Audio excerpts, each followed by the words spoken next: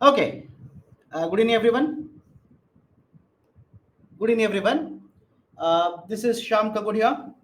Now, before I start the discussion, if there is no issue with the sound, can you please give me a thumbs up? Do let me know that I'm audible to you so that we can start the discussion for the day. Done. Let's start. Okay. So, welcome to the webinar dated 12th October 2023. In this webinar, we will be discussing certain very important current affairs topics from basically the GS paper 3 targeting Indian economy. We'll target Indian economy or economy related concepts. Now, what are the topics we are going to discuss today? Those who are saying, sir, there is a issue with the sound, do one of the two things. There is a button called as a fixed audio button. Hit the fixed audio button. Try it. Okay, fixed audio button. And even after that, if there is an issue with the sound, please refresh. Please refresh the page. Sound from my side is perfectly fine. Okay, let's start. So, what are the list of the topics that we are going to discuss today?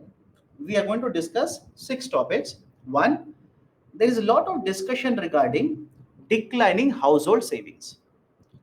There is a lot of discussion in current affairs regarding declining household savings. Let's try and understand what is the issue all about. What is the debate all about? Why there is so much of concern surrounding it?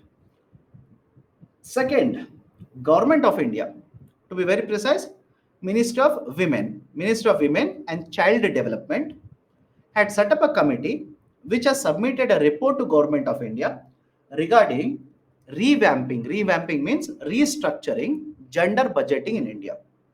Let's try and understand what is the issue all about. Third one, current affairs topic, flipping and reverse flipping. Not related to cricket, although World Cup is happening, not at all related to cricket. What is flipping and reverse flipping? Let's try to understand it. Next, there was one report which was published by ICRIAR. There is a very important research authority, right? ICRIER, which discussed the recent policies that have been taken by the government, such as government is restricting export as well as imposing stocking limits on agriculture commodities. Is it the right approach? Is it the right approach? Should the government follow such a policy? We'll discuss that. Make in India, the article from Kurukshetra, and direct tax reforms, article from Yojana. Right, so these are the 6 articles or 6 topics that we'll be discussing today. Now let me start with the first one. Right, what is the issue about the declining household savings? I'm discussing this because I'm pretty sure most of you must have seen a very big article appearing in Hindu newspaper. Many newspapers carrying discussion regarding what is the issue about household savings. Even in the news, many anchors are discussing what is the issue regarding household savings. Government of India providing a large tweet clarifying what is the issue regarding it, or is it an issue at all? Let's try and understand. Point number one, what is this concept of household savings? What is this idea of a household savings? Let's start. Whenever you talk about savings, point is that here is, let's say, a house. The house will earn income. All of you okay with this? The house will earn certain amount of income. Out of this income, certain taxes will be paid to the government. Certain taxes are paid to the government. If you deduct the taxes from the total income, what you get is called as disposable income. This can be asked even in the UPSC prelims now. Please be very careful. This can be asked even in the prelims now. Disposable income, right? Why this is called as a disposable income? Why do we use the term disposable income? Because this is the amount of income which is available for us for spending. Very simple idea. This is the amount of income that is available to us for spending. For example, let's say your income is 1 lakh rupee. Okay, your income is 1 lakh, Out of income of 1 lakh, you will pay taxes of 20,000 rupees. It simply means your disposable income is 80,000 rupees. All of you okay with this? Your disposable income is 80,000 rupees. That is the amount that is available for you to purchase goods and services in the market is 80,000. Out of this 80,000, let's say you will spend 50,000 for expenditure. You'll spend 50,000 in the form of expenditure. The remaining amount, I'll call this as savings. The remaining amount, I'll call this as savings. Savings. The remaining 30,000 is called as savings. Now, why this savings is important? You will take this particular 30,000 rupees, and there are two possibilities. Understand all these terms, UPSC can ask you all of this. There are two possibilities. Let's say hypothetically, you will take 10,000 rupees and purchase gold. Don't ask me how much gold you will get. I'm just giving you one example. You will purchase gold. Remaining 20,000, you will take it and put this in the form of deposits in the bank. You will keep 20,000 rupees in the form of deposits in the bank. Now, can I say bank will use this money to provide loan in the market? All of you okay? The bank will use this money to provide loan in the market. Now, this loan will be taken, let's say, by a company. It will be taken by a company. Now, what will the company do? Company will use this loan of 20,000 and let's say purchase raw materials. Purchase raw materials or will purchase machine, etc. And as a result of this, can I say production of goods and services will take place? Production of goods and services will take place and supply will increase. Supply will increase. And when the production increases, it also means employment is increasing. And when the employment increases, can I say automatically the demand will increase in the economy? Automatically, the demand for goods and services will also increase. Now, please look at both of these. If I write this as, write 10,000 as example 1 and 20,000 as example 2, between both of them, which one do you think is good for Indian economy? Please participate. It's not at all difficult. Between both of these examples, which of the two examples do you think is good for Indian economy? All of you will agree? I'll use a different marker now. All of you will agree this is example 2 which is good for Indian economy. Now I'll use technical terms. This one is called as physical savings. This one is called as physical savings and the second one is called as financial savings. First one is called as a physical savings and the second one is called as financial savings. For example, right, people such as you and me, we will invest in fixed deposits. We will invest in the stock market. We'll invest in the mutual funds, etc., etc. Which means financial savings are always preferred for the economy, not physical savings. I can put it in a different way. Financial savings are accessible in the market for investment. Is it okay? Financial savings are available in the market for investments, whereas physical savings are not accessible. Companies cannot get access to this particular 10,000 rupee, but they can get access to, right, this 20,000 rupee. That is the reason financial savings are important compared to physical savings. This is another very important point. Now come to the third point. Come to the third point. Can I say same logic can be applied for all the households? Same logic can be applied for all the households as well as companies as well as government. Any problem here? Whatever I've discussed just now, same logic, that is income, right, savings, etc. You can apply the same logic to the households, companies as well as the government. All the three put together, totally, this is called as a domestic savings. All the three put together, this is called as domestic savings. Now, what is the importance? What is the importance? Government doesn't save money. Please remember this. Government doesn't save money. For example, government of India. I'm pretty sure all of you know this. For government of India, expenditure is greater than income. Any problem here? I'm pretty sure all of you know this. For government of India, expenditure is greater than income. Means what? Government is not saving. Government is a dissaver. Dissaver means they are not having any savings. They will borrow from somebody else. They will borrow from somebody else. Please remember that particular point. That is the situation in India. Point number two, companies have savings, but very little. Very little savings are there with the companies, which means most of the savings, this is important now, most of the savings will come from households. Correct? Most of the savings in Indian economy, out of the domestic savings, generally the number will vary, somewhere around 3/4, right? More than 60%, somewhere around 3/4 of the total savings in India will come from households. And if the household savings will go down, right, that is a problem not only for the households, it is also a problem for the whole Indian economy. All of you are able to understand this? If, right, the point is simple, most of the savings in India, most of the domestic savings are done by the households.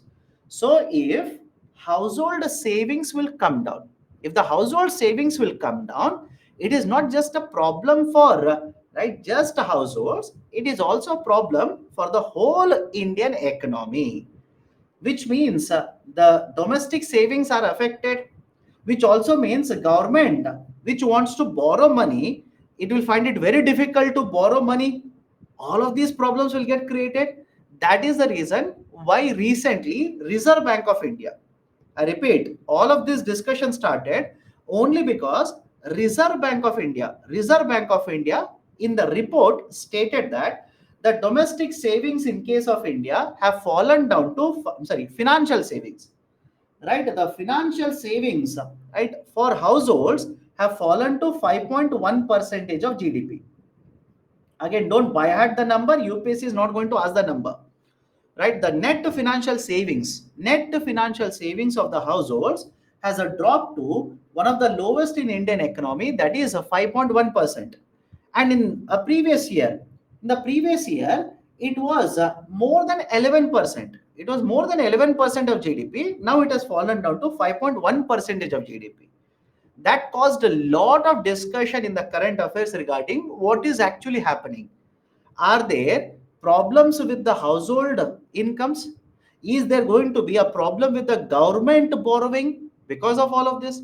Is this decline in the household savings, will it have a huge impact on Indian economy, etc.? Now we will discuss both the sides of the argument. We'll discuss both the sides of the argument. We'll discuss what is the reason why there is a concern that there is a decline and what is the argument given by the government. Let's start. Why do you think, right, this table that I've discussed, same thing is there, right? Why do you think, why experts are saying there is a decline in the household savings? What are the reasons, possible reasons? First one, the rising debt in the households. Rising debt in the households, right? Rising debt in the households has actually led to, right, lower savings because the households are paying lot of money to repay the debt.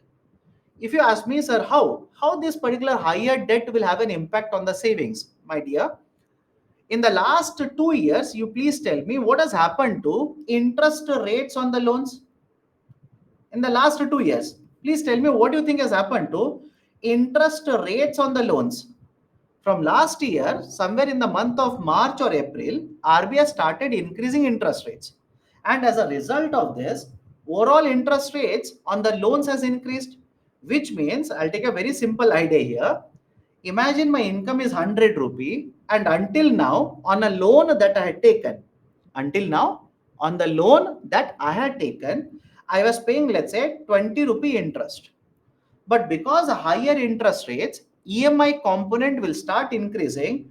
Don't you think instead of 20, I'll start paying 22 now? Possible? I'll start paying 22. And if I pay more interest, right? Because of higher interest rate, automatically my savings will fall down. Correct? Automatically my savings will start falling down. So one of the reason is the debt of the households has increased. The repayment is becoming a burden. And this is also very important to remember. Please tell me, has inflation come down in Indian economy in recent times? Has inflation come down in recent times?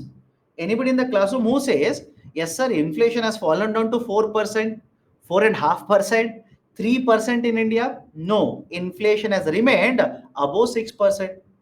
Now, don't you think, right? Again, I'll connect it to current affairs. In the last couple of months, RBI somehow has managed to keep interest rates the same. RBI somehow managed to keep repo rate the same. But if the inflation rate does not come down, RBI will not have any option but to increase interest rates.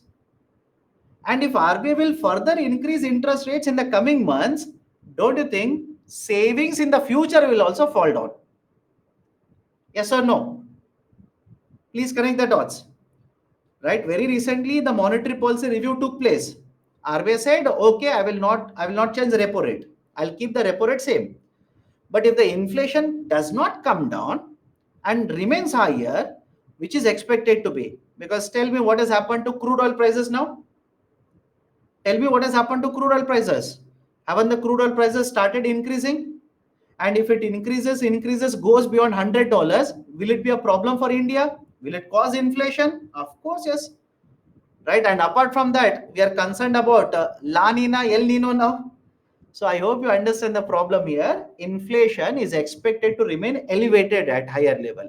And if it remains higher, RBI will increase repo, which means even in the future, after 3 months, after 4 months, etc., interest rates will increase, debt will increase, further declining the household savings. That is the first problem. Second one, savings rate also has decreased. And I'll tell you the reason. It is said that again, some of the experts have stated that during pandemic, many households did not purchase a lot of goods and services from the market. After the pandemic, right? There is a concept here. After the pandemic, because people were not allowed to move, people were not allowed to travel, etc. After the pandemic, whatever demand they were having or they had suppressed during pandemic, they did not have during pandemic, they have started spending money for all of these demands. This concept is called as pent up demand. This is referred to as pent up demand. Right? During pandemic, you are not allowed to move, you are not allowed to travel, which means you have money but no flights, no, right, no train tickets, no bus tickets, etc., no traveling. But after the pandemic is over, you can travel anywhere. So whatever demand you had suppressed during pandemic, now you will start using money for all of it. So pent up demand has exhibited now, which means expenditure has increased and savings rate has started falling down. Third one, inflation rate. Third one is inflation rate. That is, let's say you have 100 rupee income, you will purchase milk whose cost was, I'll take a simple number, let's say 10 rupees until now. Now, because of inflation, it will become 12 rupees. Please tell me what will happen to your savings. Don't you think savings automatically will start coming down? Correct? Right? Tomato prices, onion prices, jeera prices, turmeric prices, all of them have increased, which means expenditure has increased, savings automatically will come down. And finally, in some of the houses, in some of the parts of India, even after pandemic, the economy has not revived. They are unable to generate incomes. They are unable to get the jobs. As a result of which, incomes of these households have actually come down. So these are some of the reasons which experts say, as a result of which overall savings in the economy have declined. Now government of India says no, it is not a problem. Declining savings is not a problem. In fact, please understand the actual term used by the government by the RBI report, even by the experts, they will use the term net financial savings. They will use the term net financial savings. What do you mean by net financial savings here? Please understand, net financial savings means the total financial savings minus liabilities, right? That will give you net financial savings. All of you okay with this?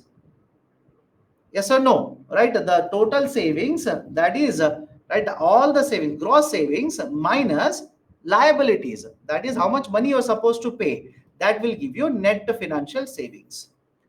Now, what are the points?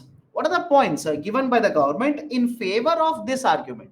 Why these financial savings have come down and it is not a concern? Government says it is not a concern.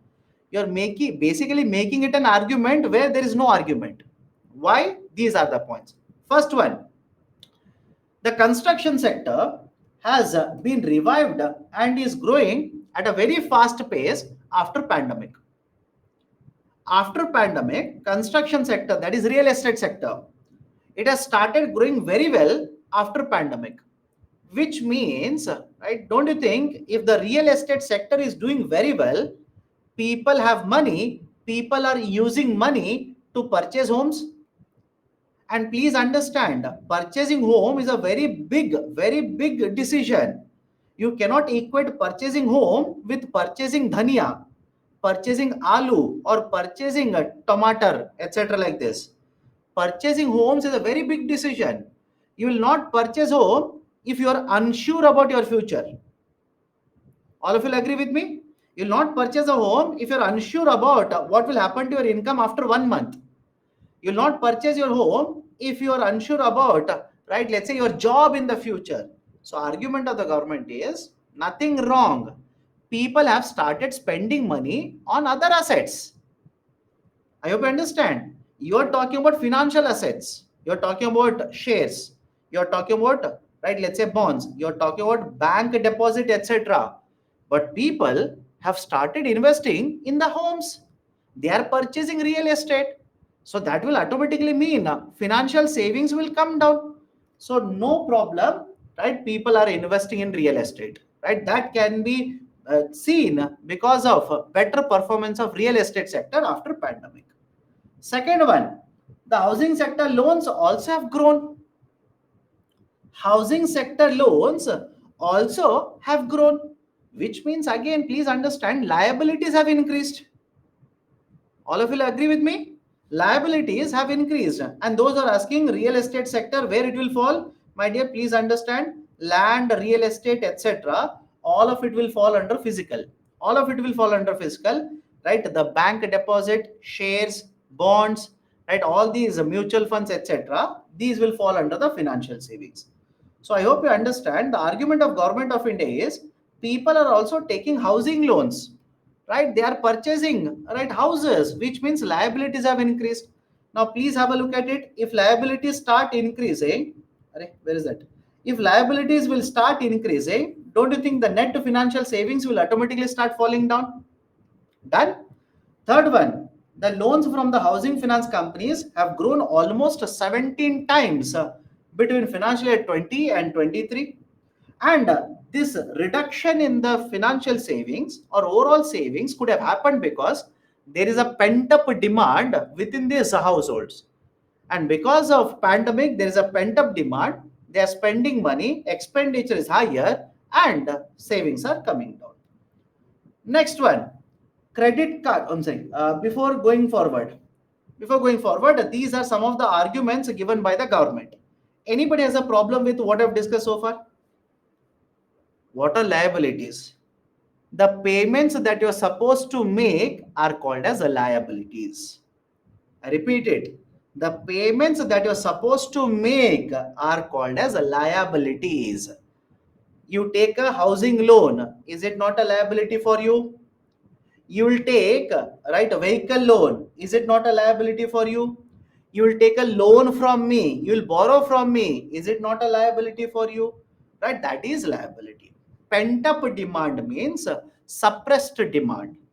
right? Suppressed. For example, I'll give a very simple example. Imagine today, right? Today, hypothetical, okay? Today, you do not have any income or you do not have a salary.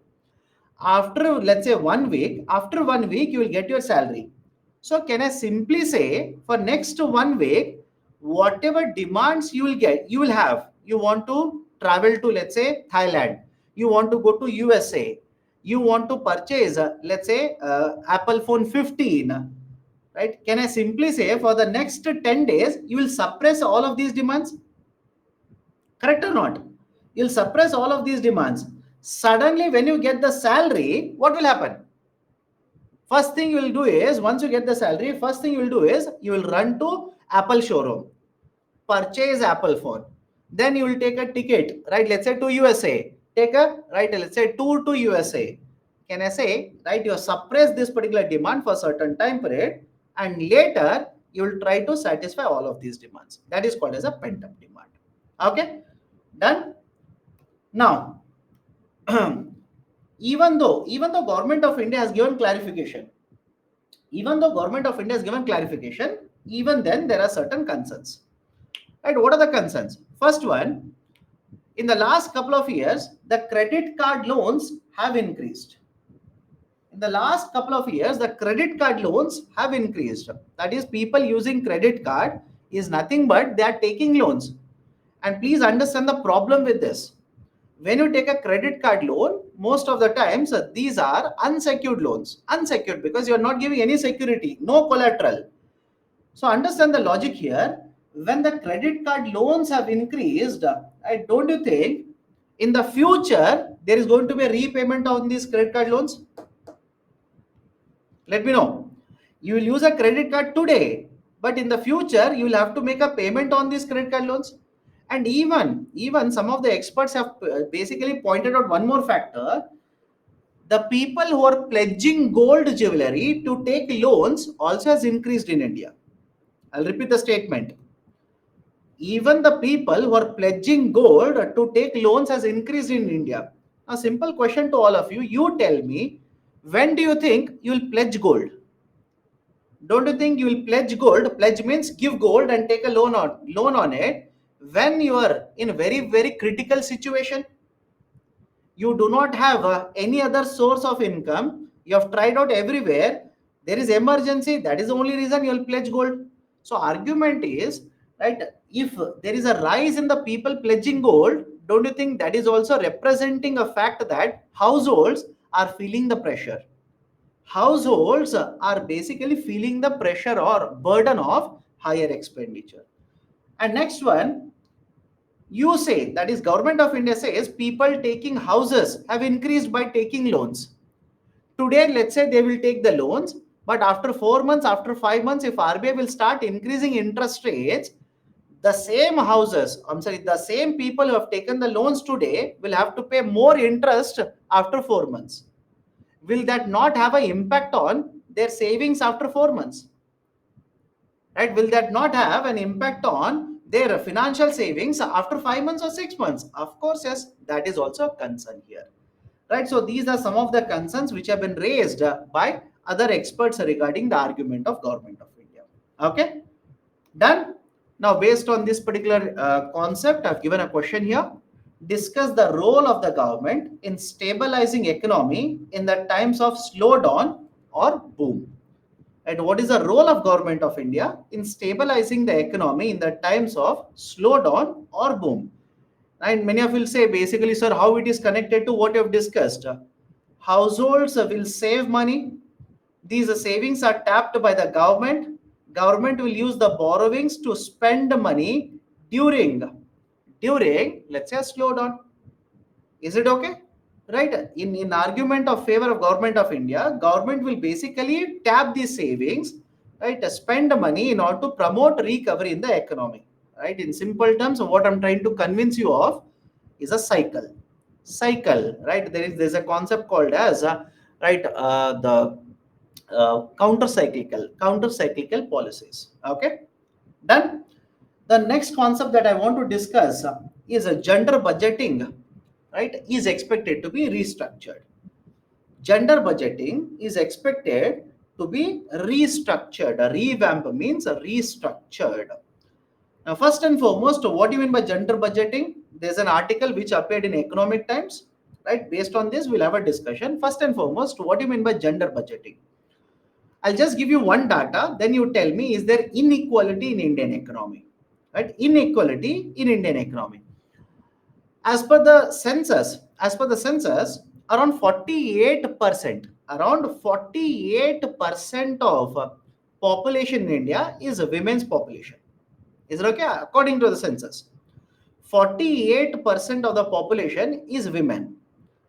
But as per one more survey, income inequality survey, only 18% of the incomes generated in India will go to women in India, women employees in India. Can you understand both of the statements? I'll repeat it again. According to the census, I'll have to take 2011 census because after that there is no population census in India. According to the census, 48% of the population is women. As per income inequality report, 18% of the incomes generated are earned by women in India. Please let me know, based on this data itself, is there a huge income inequality in India? Correct? Is there gender income inequality in India? Of course, yes. And in fact, next webinar when I take up, we'll have a discussion regarding the recent Nobel Prize in Economics. The next webinar, I'll have a discussion. Right? That is very, very important. That Nobel Prize and the findings of it, what is the lessons for India? That could be a potential question in the next year essay as well as in the GS paper. So we'll have a discussion regarding that next time when I take up the webinar. Please don't worry. But what I'm trying to convince you of is there is a huge gender disparity in India. There's a huge gender disparity. Okay, so understand, to address this particular issue, of inequality, or right, the no equity or lesser equity between men and women, government from the year 2005 and 6, remember this, government from 2005 and 2006 introduced the concept of gender budgeting. From the year 2005 and 6 introduced the concept of gender budgeting. Now, what do you mean by gender budgeting? Gender budgeting is an exercise that will apply gender lens to the government programs. Meaning what? Under gender budgeting, annually, I repeat, under gender budgeting, annually, government in the budget will allocate a certain funds for empowerment of women, for creating jobs for women, for education for girl children, etc., etc. Is it okay? In simple terms, we want to promote gender equality. We want to promote gender equality because government of India itself says in India there is a imbalance, there is gender inequality, there is a differing access to different services in India because of social structure in India. Just to prove my point, I'll tell you one point. I'll just tell you one example which was given by Economic Survey. In villages, please tell me, in villages, in one home, let's say there is a boy and a girl. If both of them have to be sent to the school, who will be given the first preference by the family? Let me know. And again, I'm not making this up. Economic Survey has told this. Right? Whether you agree or disagree doesn't matter. This is observed in India. Right? Don't you think first preference is always given to the boy? Girl children, they're asked to cook, they're asked to clean, they're asked to wash the clothes, they're asked to go to forest, bring let's say the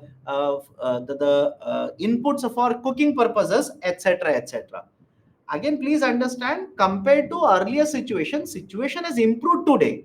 Many of you are saying, no sir, in my home it doesn't happen like this, etc., etc. I do agree with you. Compared to earlier situation has improved today. But you cannot deny that even today there are large parts of India where this is equally applicable. This is applicable even today. That's a fact, by the way. That's a fact. I'm not telling you making up the fact. It was given by Economic Survey. Okay, so I hope you understand this. So argument of Government of India is we'll try to address it. How? We will allocate certain funds in the budget for promotion of a gender equality. We will track how the funds are allocated. We will assess how these funds will be utilized in different schemes, and if there is a requirement of any changes in the approach, if there is a requirement of changes in allocation, etc., we will do all of it. This process is called as a gender budgeting. Is it okay? I'll repeat the definition again.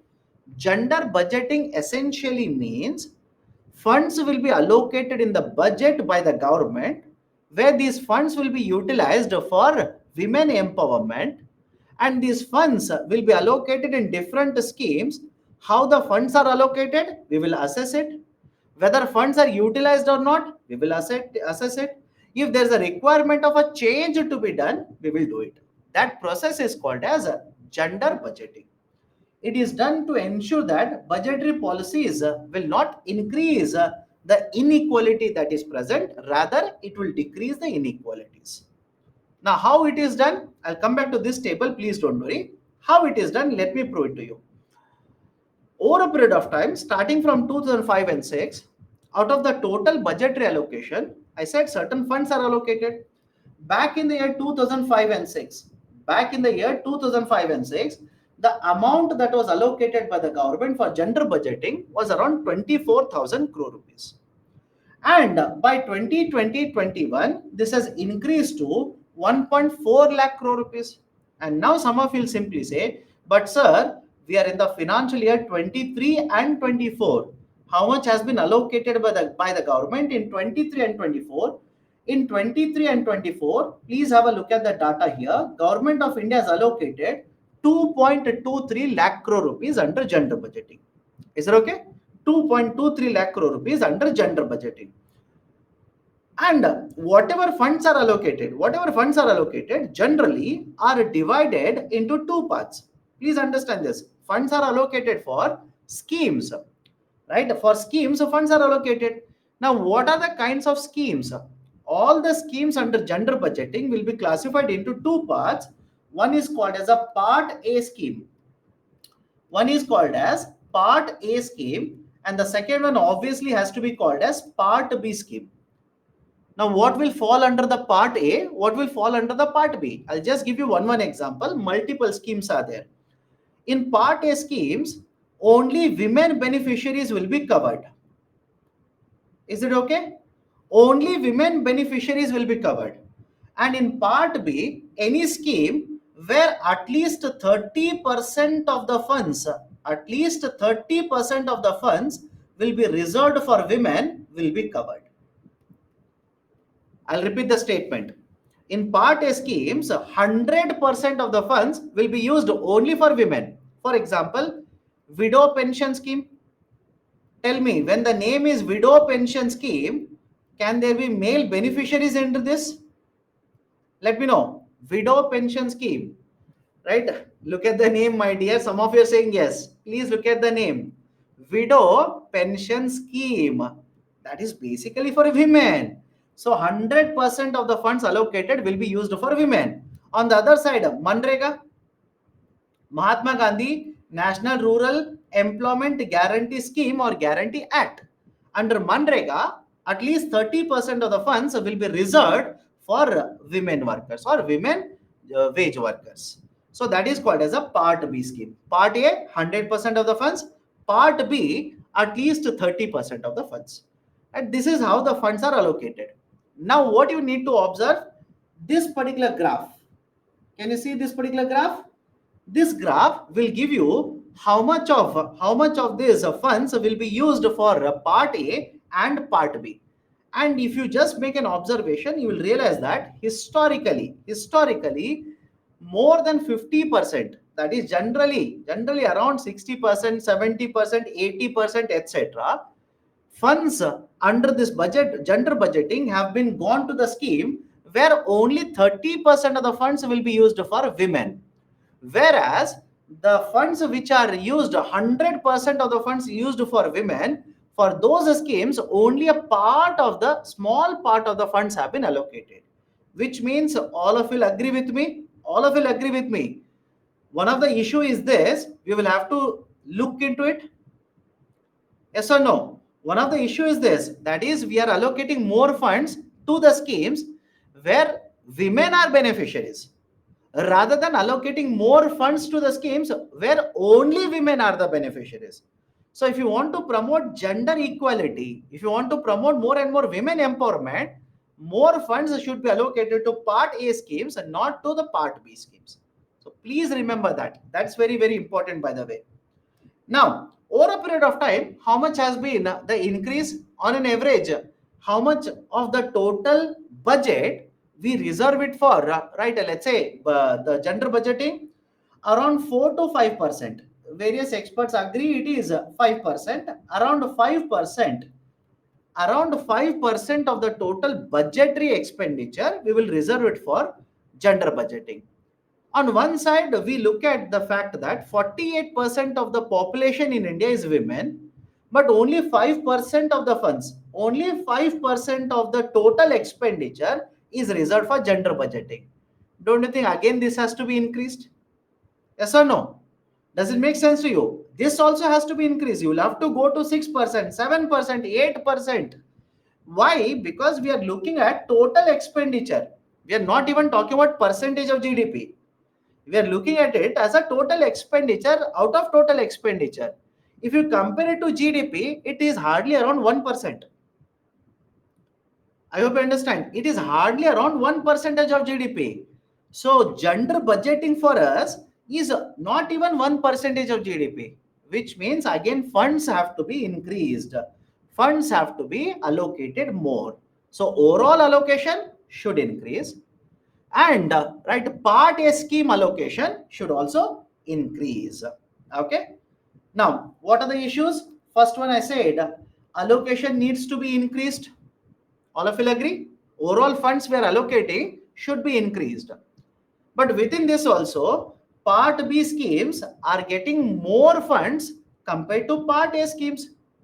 We should increase that also. We should increase allocation to Part A scheme. Again, I'll repeat the statement because many of you are asking. The argument is Part A schemes, only women are beneficiaries. Only women are beneficiaries. In Part B schemes, women are beneficiaries along with men. Can you understand the difference? Right? Part A, only women are beneficiaries. Part B, men and women both are beneficiaries.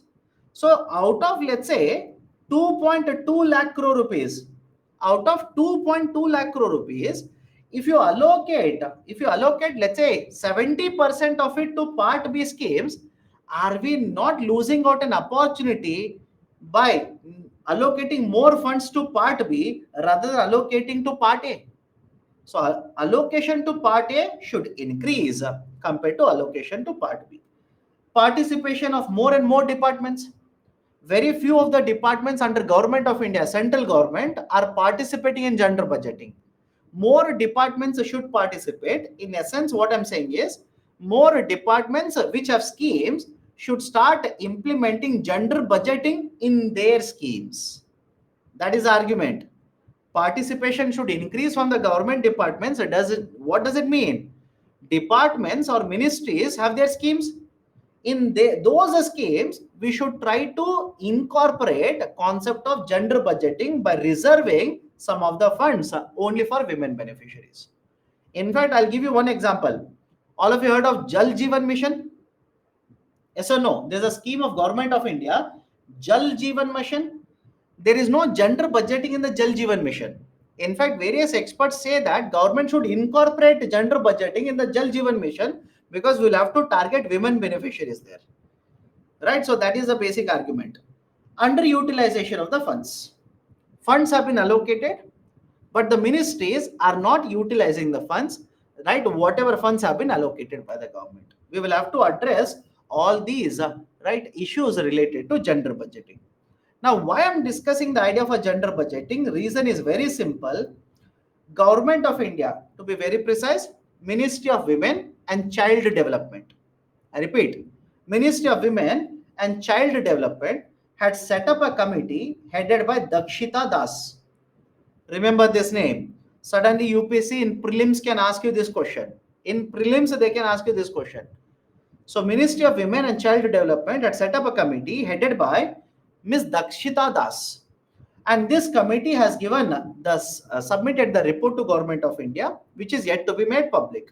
Once the report is made public, I would recommend pick up the recommendations, by heart some of the recommendations, which you can use to write in the main answer. Okay, done. And so these are certain points regarding the concept of gender budgeting. Have a look at the article here. Gender budgeting revamp on the cards, better log spends on women's schemes. Right? So this is the reason why I've picked up this article. Please be very careful. Now related to this, right, one question. What is gender budgeting?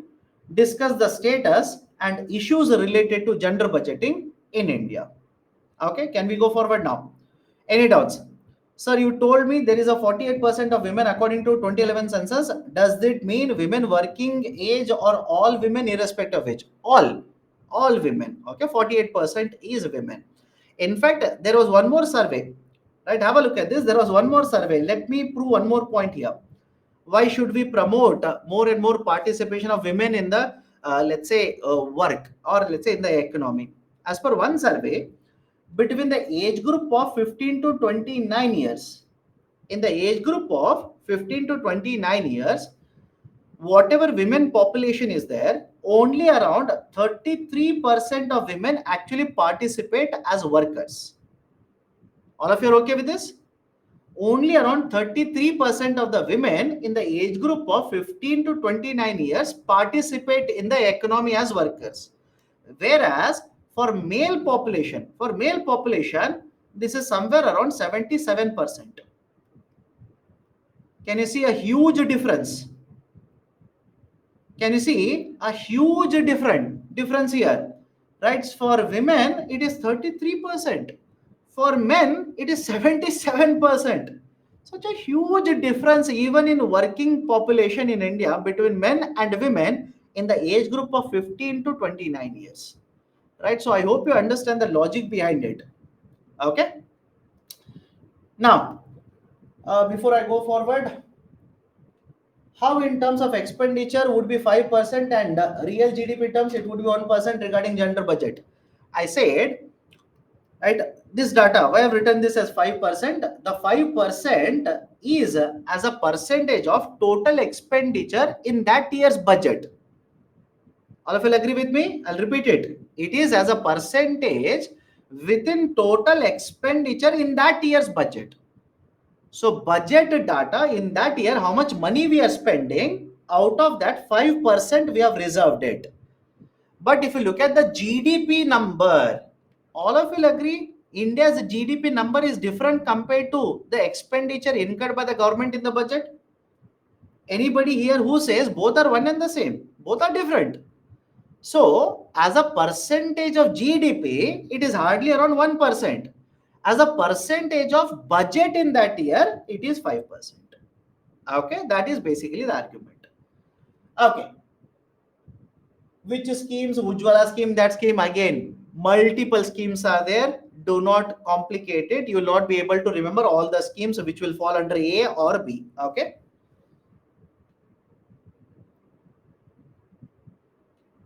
But government has any data that people are investing in other assets? Yes. RBI has also given the data. Government also has given certain data. For example, they have talked about the loans that are issued from NBFCs. They have talked about loans taken from the banking sector. They have talked about, right, let's say, investment in real estate, etc., etc.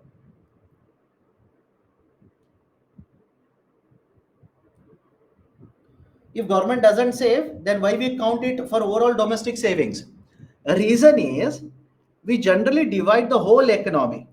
Okay, we generally divide the whole economy into three parts. I'm saying three parts, but some books or some experts will say four. Both are correct.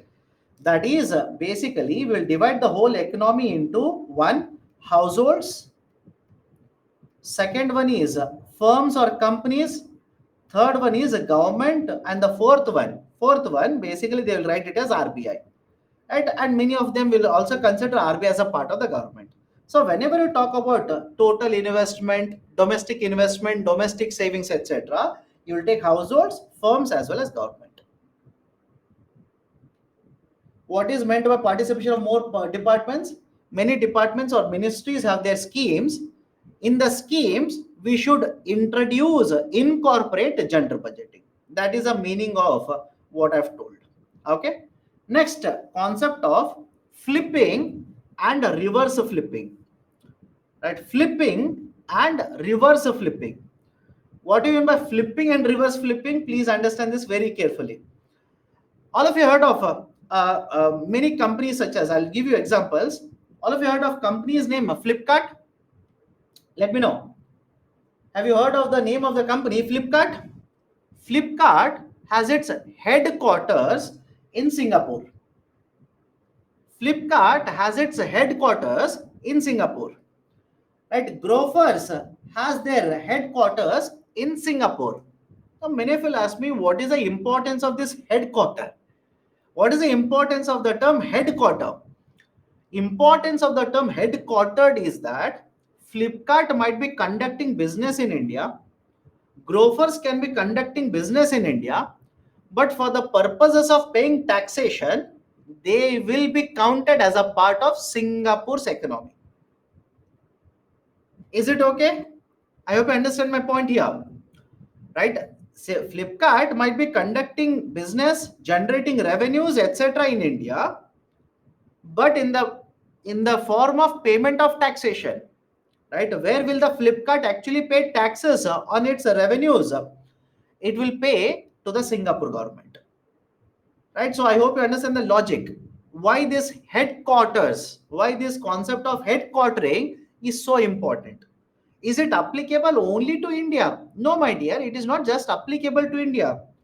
Please check where is the headquarters of, right? Let's say Apple located. Where is the headquarters of, right? Let's say Amazon located. Where is the headquarters for payment of taxation of, right? Let's say Facebook located. So I hope you understand headquarters for the payment of taxation. That's very, very important. You can check it. What they will generally do is they will try to go to one country where the tax rates are very, very low, where it is very easy to set up a business, very easy to raise money, tax rates are negligible, etc. They will headquarter their company in such a situation or in such an economy.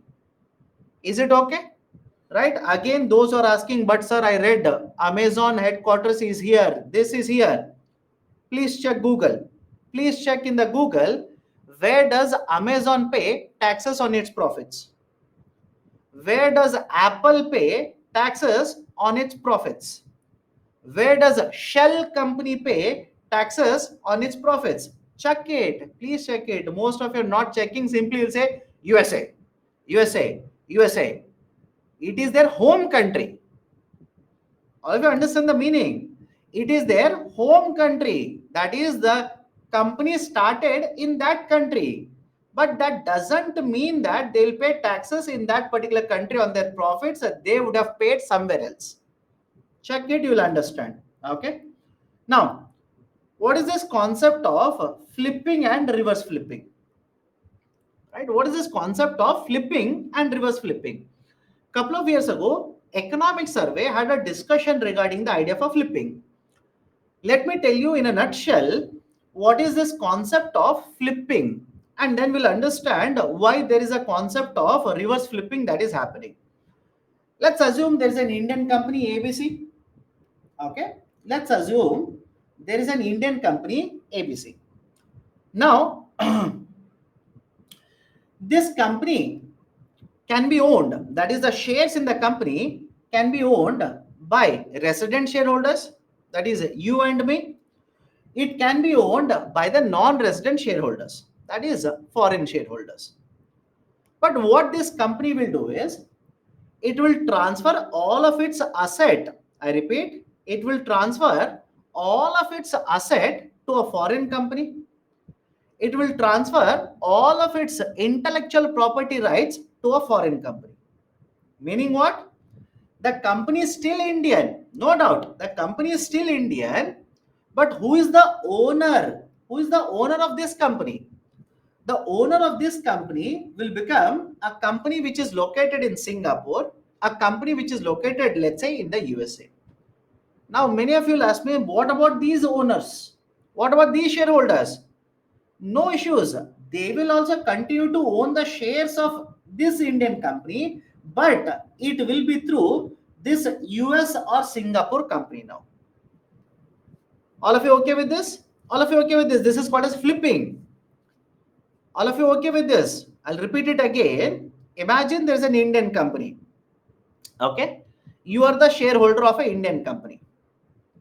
Now this Indian company will sell all of its asset, including intellectual property rights such as copyright, such as patent, such as industrial design, etc. All of these, including all the business assets of the company, will be sold to, let's say, Singapore company. And now tell me, where is the Singapore company located? The Singapore company by default is located in Singapore, which means now this Indian company will be owned by the Singapore company. The shareholders, that is you and me, will continue to own the shares of the company, but right, basically it will be through this Singapore company now. Is it okay? Right, Singapore company will declare this Indian company as its a subsidiary. Yes or no? Right? Is the logic okay? Singapore company now will declare this Indian company as its a subsidiary company. It is its a subsidiary of Singapore company. Right? So you will continue to own the shares. No issues. You will continue to own the shares. But what is the parent company now? Which is the parent company? The parent company will become this Singapore company. So now tell me, whatever is the revenue generated by this Indian company, don't you think it will automatically become the revenue of parent company? Is it okay? It will become the revenue of the parent company. This is called as flipping. This is called as flipping. Very, very famous. This is called as flipping. Right? A company which was a purely an Indian company now will become a subsidiary of a foreign company. Is it okay? A company which was purely an Indian company now will become a subsidiary. Subsidiary means part of a foreign company. This is called as flipping. Now, question is, why are these companies flipping like this? What is the purpose? What is the reason behind this kind of a situation where companies are actually flipping? The reasons that have been provided by experts are: one, that basically they will prefer taxes to be paid in a country where the tax rates are very low. Correct? Very, very important. If I ask you, would you want to pay taxes in India at, let's say, 30%, or would you want to pay taxes in Singapore, which is around 17%? You tell me, which one will you choose? And be honest, by the way. Please be honest. Right? A Indian company or a company would want to prefer to pay taxes at 17% rather than at 30%. Of course, because they want to pay lesser part of their profits in the form of taxes to government. So would you not prefer a country where the tax rates are very low, such as Singapore, Mauritius? What about Ireland? Have you heard of Ireland? Check which major US company is headquartered for payment of taxes in Ireland. Check it. You'll be surprised to know. Right? What about British Cayman Islands, Virgin Islands, etc.? So I hope you understand the logic. One, taxation. Very, very important. Taxation preference. They want to pay less taxes. Second one is, right, if you go to the international market now, right, that is, let's say you are owned by a Singapore company, don't you think automatically you will be more exposed to the international market? Correct? You'll be exposed more to the international market. Your branding will improve. You will be exposed more. Your marketing will be improved, etc. Third one, some of the companies will flip and say that I'm flipping to Singapore because I feel majority of my consumers are from Singapore market. Is it okay? Majority of my consumers are from Singapore market. Hence, I want to be very near to my consumers. Hence, I will flip to Singapore. That could also be the reason. The companies prefer to domicile because there could be access to easy capital. They will flip to Singapore, they will flip to USA, they will flip to Netherlands, they will flip to British Virgin Islands because they feel they can get easily the access to investments. Because in some of the countries, the laws, regulations, etc., are much more easier.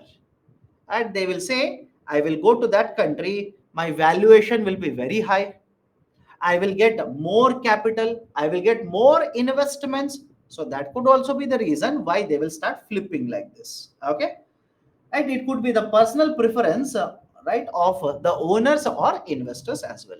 Those who started the company, it could be their personal preference, right? So these are some of the reasons which have been cited by experts as to why flipping is generally happening. Now, what is the issue? If flipping will happen, what is the problem?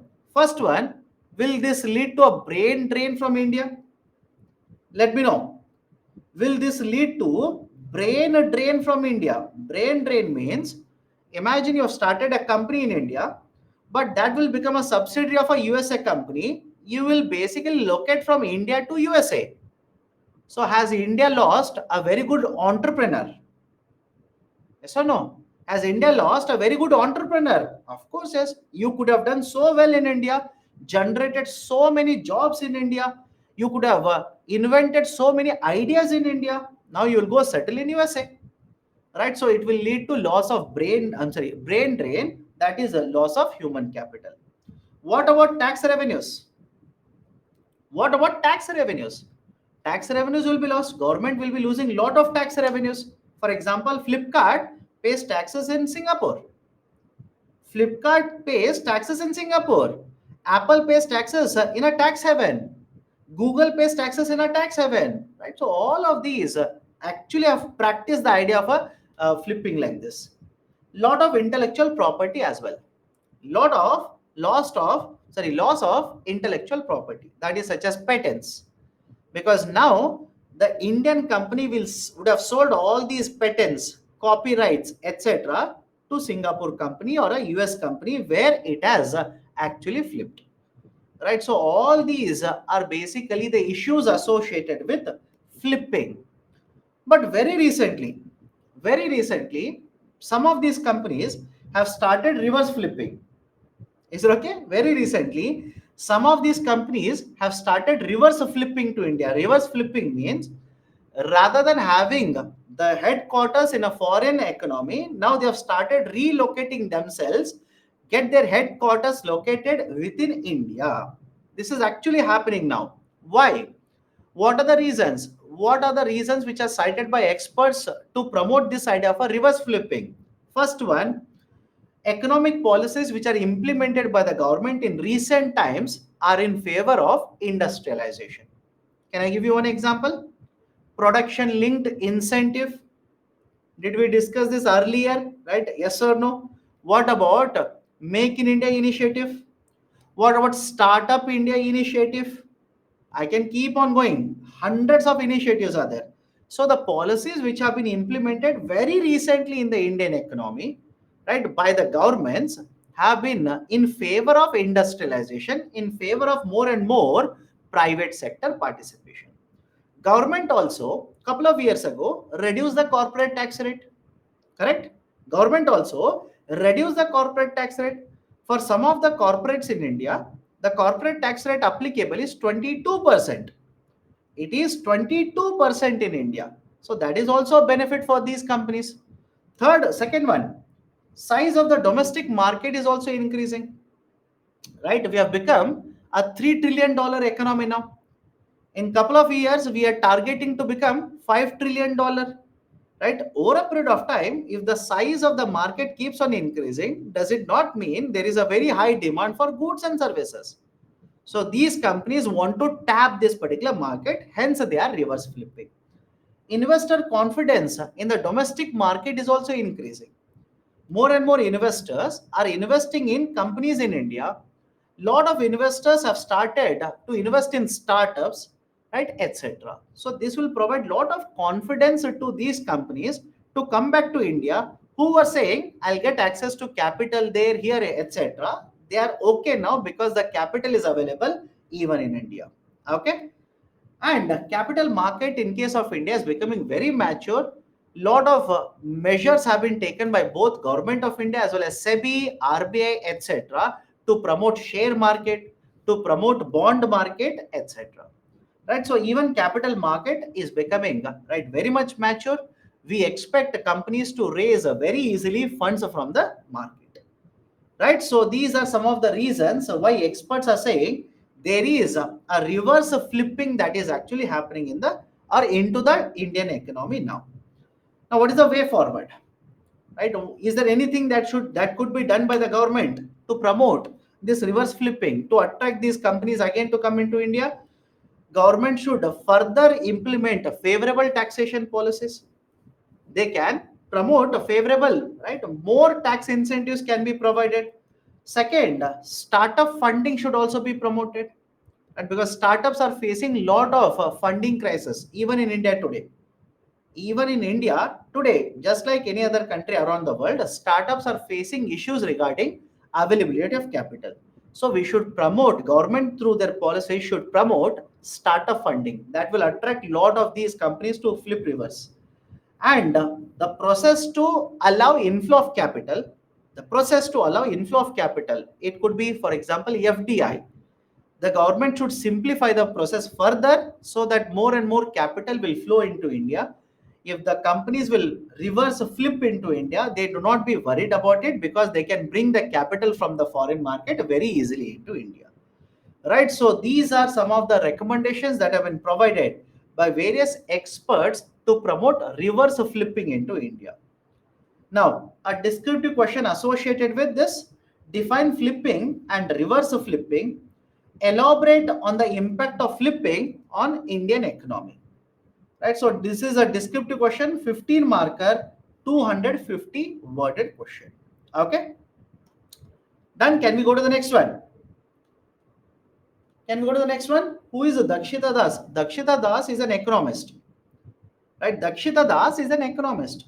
She is an economist, by the way. Okay. What is reverse flipping? Reverse flipping basically means, in flipping, what you saw, the company, rather than remaining in India, rather than having the headquarters in India, will shift its headquarters to a foreign market. Now, reverse flipping, the headquarters of the company, rather than remaining in Singapore, will be shifted back to India. That is called as reverse flipping. Okay. Sir, the flipping is not illegal. No, my dear, flipping is not illegal. Right? Flipping is not illegal. Okay. Sir, data of how much money is allocated, is it important to remember? No, that is not important to remember. Next year, when you're writing the exam, how much money is allocated in that financial year under the general budgeting, simply remember that. That should be more than sufficient. Okay. Next, inflation is restricting exports and imposing stocking limits the optimal policy. A proper mains question. Proper mains question. Right? For example, take the same statement. UPSC can ask you, recently the government has adopted a policy of restricting exports and imposing stocking limits. Is it an optimal policy to address inflation in India? It can be a proper mains question. Please be very careful. It can be a straightforward question. And because I say ICRIER, right? This is an authority. This is a very important research authority in India. ICRIER has published a report on this. That's the reason I just want to give you what is the argument given by this report. And by the way, the lead author of this particular report is Mr. Ashok Gulati. Have you heard of this particular person? Very, very famous, by the way. Mr. Ashok Gulati is the lead author of this particular report. Mr. Ashok Gulati is an economist, specifically agriculture economist.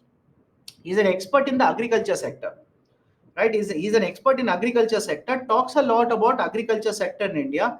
right? Is an expert, please remember. In fact, he was the chairman of CACP.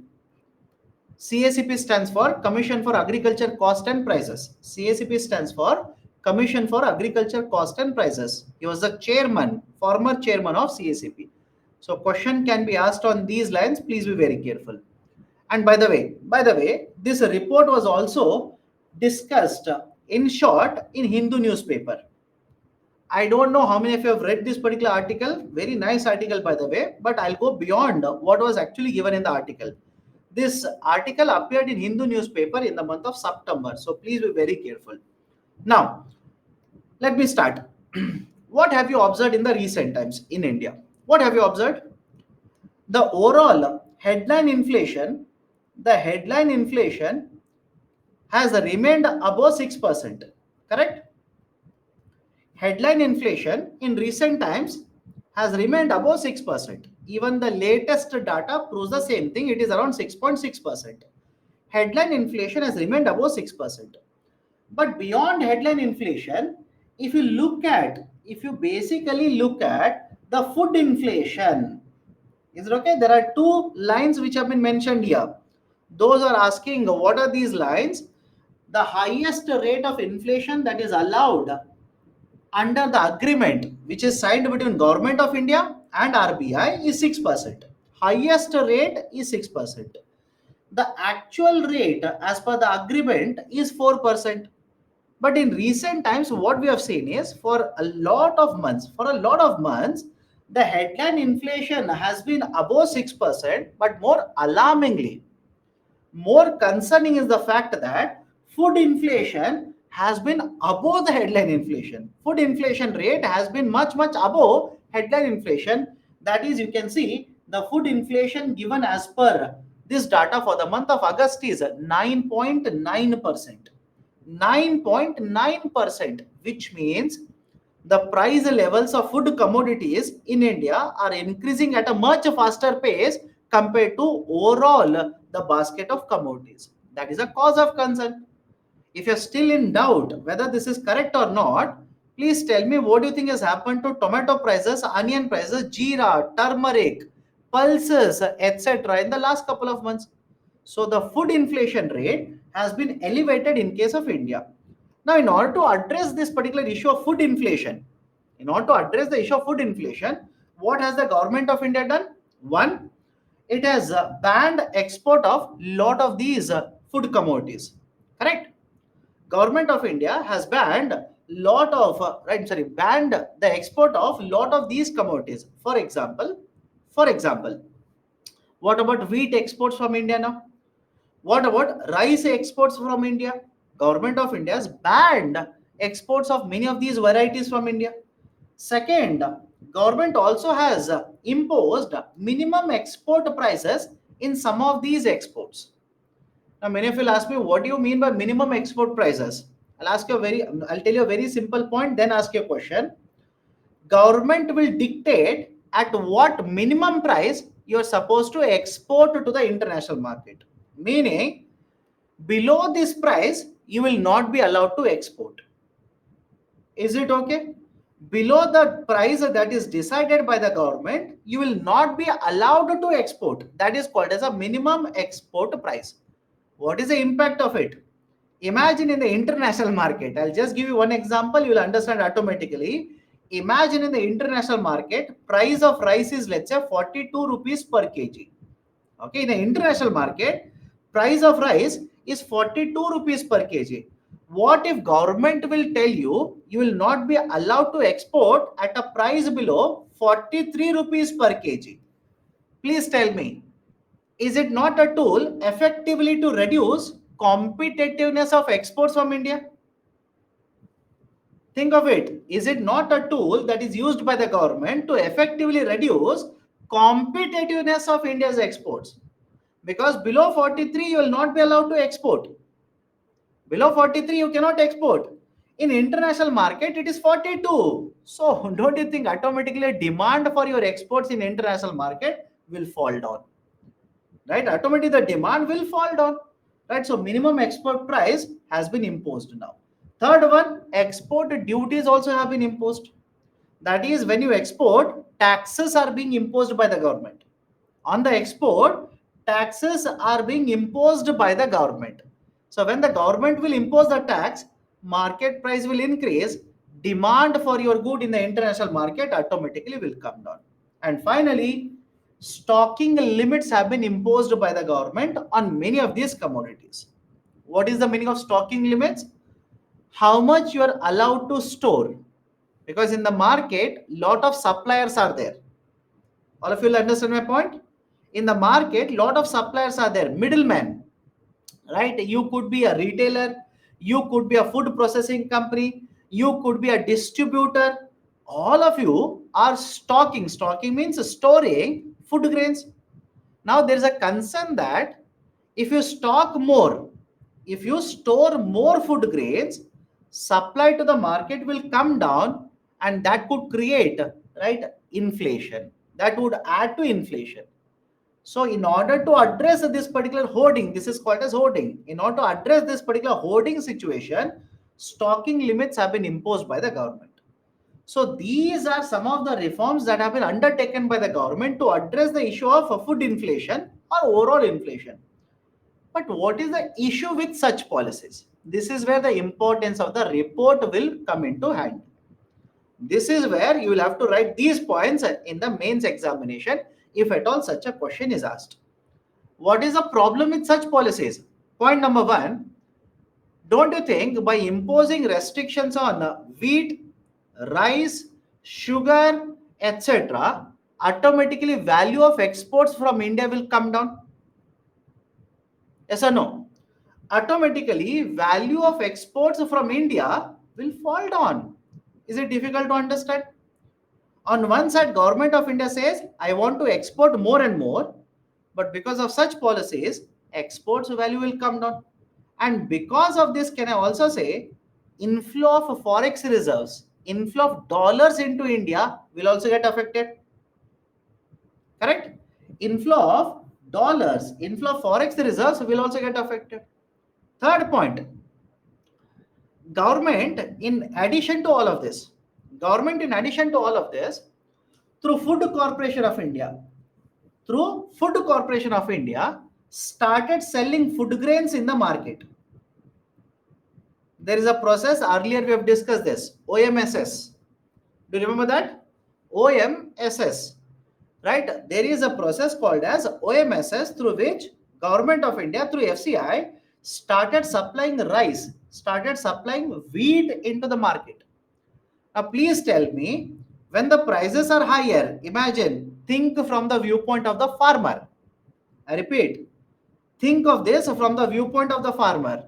Here is a farmer who wants to sell, let's say, wheat in the market, and because there is an inflation, the prices of wheat, I'll take a simple number, let's say is 40 rupees per kg. Right now, because of inflation, it is 40 rupees per kg. Means what? If the farmer will sell 1 kg of wheat, will earn 40 rupees. But because of the OMSS, Open Market Sale Scheme, those who are asking what is OMSS?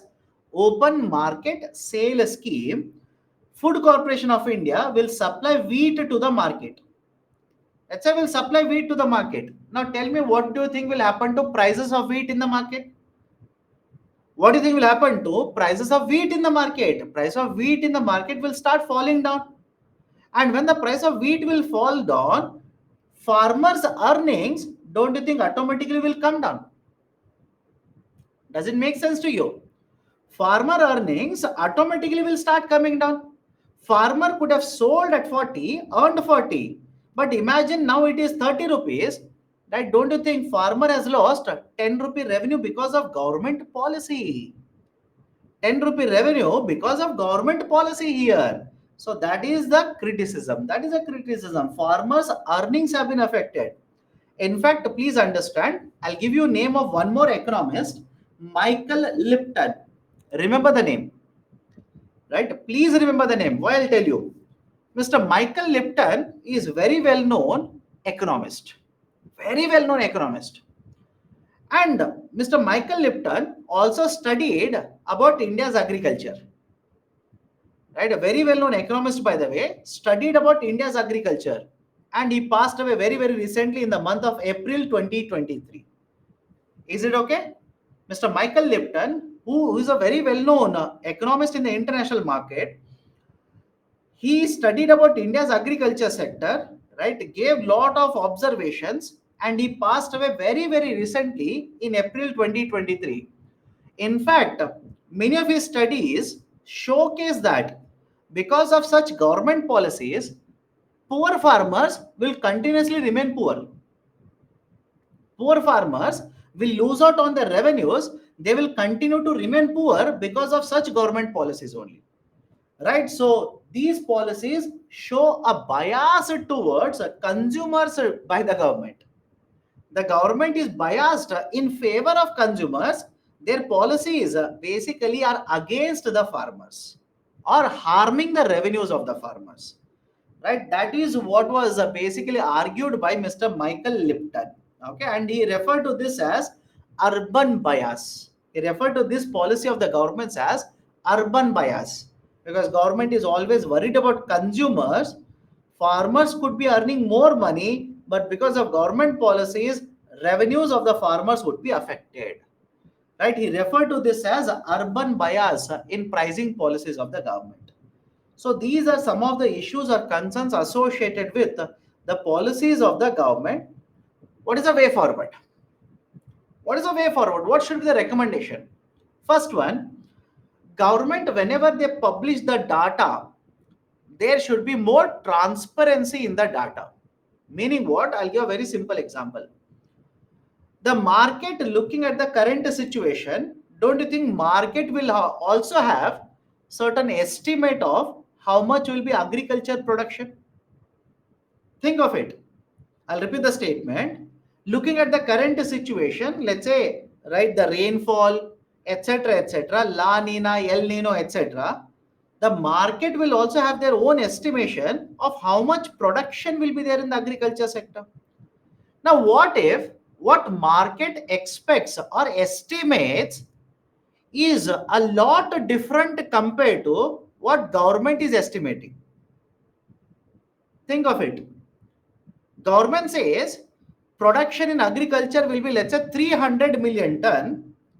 Market estimates production in agriculture will be, let's say, 250 million tons. Don't you think there's a huge mismatch between what government estimates are, what market estimates are? And as a result of this, don't you think there will be differences in opinions, and that will create uncertainty in the market? Right? So the argument is simple here. There is issue of perception. Let's say it is an issue of perception. They should be very close. That is, estimates given by the government as well as the market should be very, very close. The difference should not be very large. If the difference is large, market will not believe government estimates. Hence, government, whenever they publish this data, should be very transparent in its publication. Right? That is the first one.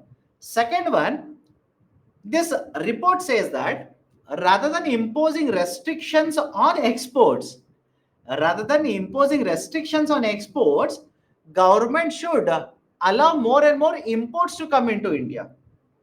I'll repeat the statement. Rather than imposing restrictions on the exports, government should allow easier flow of imports of these agriculture commodities. For example, this report says couple of months ago, edible oil prices, I repeat, edible oil prices in India were very, very high. Correct? Cooking oil prices was very, very high. And government of India reduced the taxes, import duties on the cooking oil that was imported. Automatically, the domestic market prices cool down. They will give you one more example. In 2017, same thing happened for wheat. I repeat, in 2017, same thing happened for wheat. Government in 2017 reduced right, the duty to 0%. Reduce the import duty on the wheat import to 0%. And the report says as a result of lower duty, imports of wheat into India increased prices stabilized. So the argument of the report is right now import duty on the wheat is 40%. Government should reduce it so that imports will flow, automatically food inflation will be controlled. Government should also build buffer stock, storage, warehousing for some of the commodities whose prices are very volatile, such as tomato, onion, potato, etc. So that whenever there is a higher production, government can store. Whenever there is a lower production, supply is lesser in the market, government can supply it in the market. Next, government should not sell the food grains in the market at lower prices. If the government will sell the food grains at lower prices than what they have purchased, then it will basically suppress the market prices. Farmers would be affected. Right? So these are some of right, the recommendations that have been provided by this report in order to control food inflation in India. Now, based on this, I've given a descriptive question here. To address food inflation in India, there is a need for the government to shift from protectionist policy to calibrated trade policy. All of you are okay with the statement?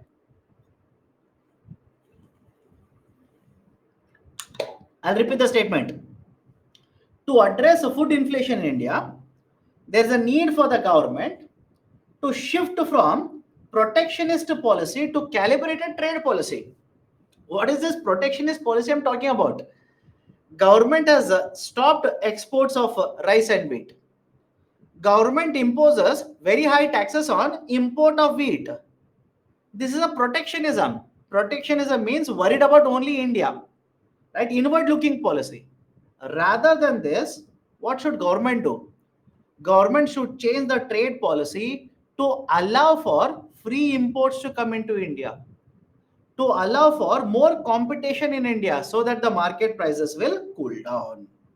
Is it okay? Right? That is the argument. Now the fifth article, Make in India, which was mentioned or which was discussed in the Kurukshetra magazine. Let me discuss that. But before that, let me take up certain questions.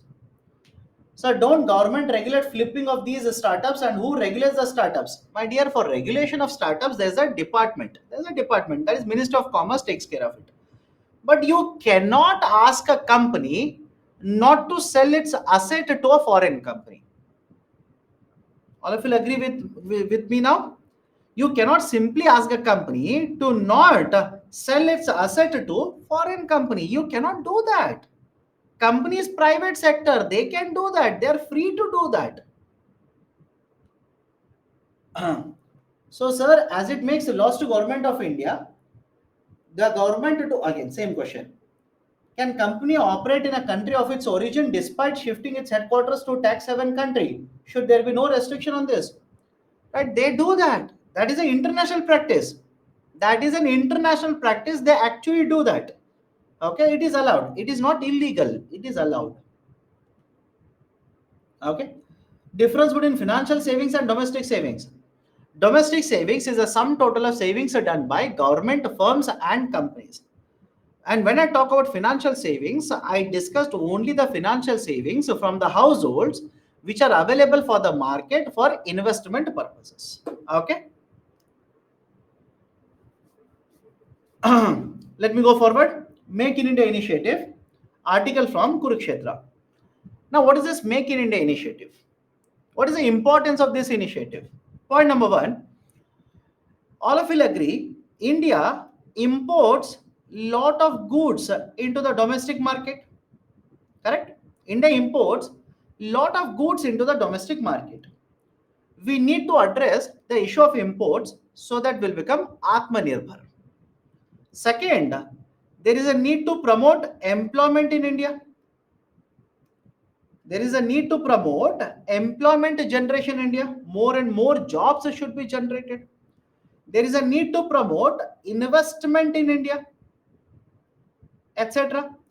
So, in order to achieve multiple objectives like this, I repeat, in order to achieve multiple objectives like this, Government of India launched an initiative by the name of Make in India. Okay, they launched an initiative by the name of Make in India. Under this, what were the objectives? What were the objectives of government? First one, to attract foreign investment for industrialization, for manufacturing purposes, etc. We wanted to attract lot of investments from the foreign market. Second one, we wanted to increase the growth rate in the manufacturing sector. We wanted the manufacturing sector to grow at an annual growth rate of around 12 to 14%, so that the size of manufacturing sector will increase, employment will increase, and right, basically the production will increase, import dependence will come down. Increase the share of manufacturing sector to the GDP from around 16% to 25%. Around 16% of GDP came from manufacturing. We wanted to increase it to 25% by 2022. Later, this particular date has been revised to 2025. And even today, right, what is the latest data? Out of the total GDP, somewhere around 17% until very recently used to come from manufacturing sector. And for some of the years, it has even fallen down to around 14%, around 13% as well. To create 100 million additional jobs by 2022 and to promote exports, to promote more and more exports, which will contribute to GDP in India. So these are some of the objectives of Make in India, which was launched by Government of India. Now, what are the reforms which have been implemented by the government to promote Make in India? Right? What kind of measures have been undertaken by the government to promote Make in India? First one is production linked incentives. Please do let me know. In the earlier webinars, did we discuss PLI? What is there under PLI? Government of India has identified around 13 sectors, 14. Initially it was 13, now it is 14. 14 sectors wherein for promotion of production, incentives are provided. For promotion of more and more production, incentives are provided by the government. The manufacturing can be done by a foreign company or by an Indian company. I hope you remember this. Manufacturing under PLI can be done either by a foreign company or Indian company, but the production should be done in Indian market. Right? For example, I'll give a very simple example. Samsung company, all of you heard of it? Samsung company is part of PLI. Right? So I hope you understand. PLI basically promotes investments in manufacturing sector in the domestic market.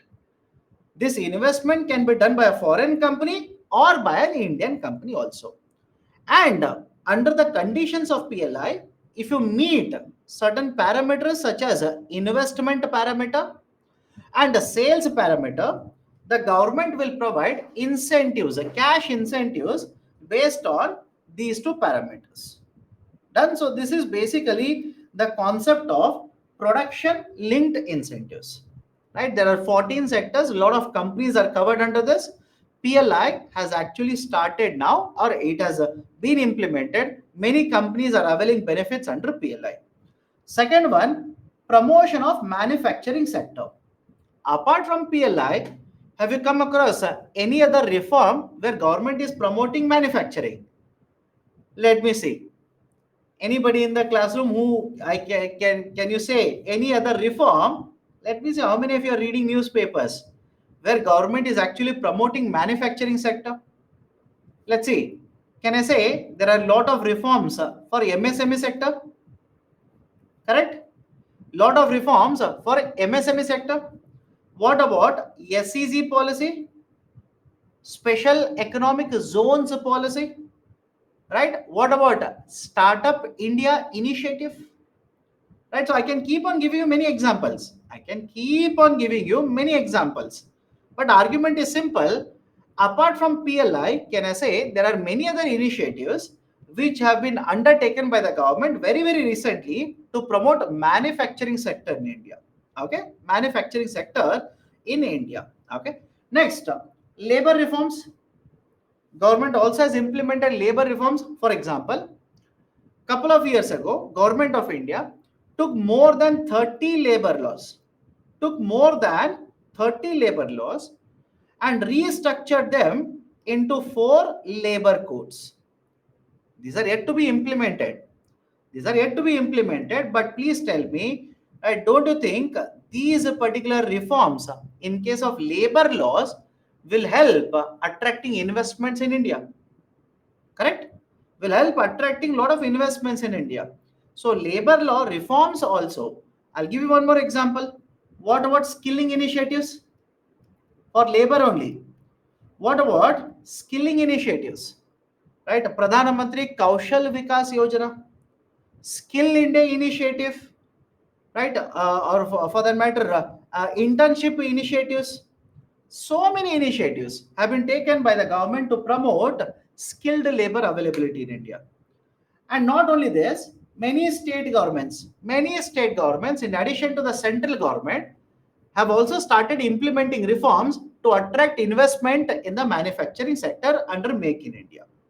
Right? Many state governments, for example, many state governments in, let's say, Tamil Nadu government, right, or for that matter, Karnataka government, right, Rajasthan government, right? Yes, many state governments have implemented lot of reforms in labor area or right land acquisition reforms or right let's say labor reforms, right, or many other reforms, getting easier approvals, etc. Many state governments have implemented reforms in order to attract lot of investments in sectors which are covered under Make in India. So collectively, these are some of the initiatives, some of the reforms that have been undertaken by the government in order to promote manufacturing in India. Okay, that is essentially through Make in India. Now, what is the impact of it? As a result of all of this, what has been the effect of it? First one, the ranking for India. There was earlier, today we have stopped the publication of this. World Bank earlier used to publish one report. World Bank earlier used to publish one report, that is ease of doing business report.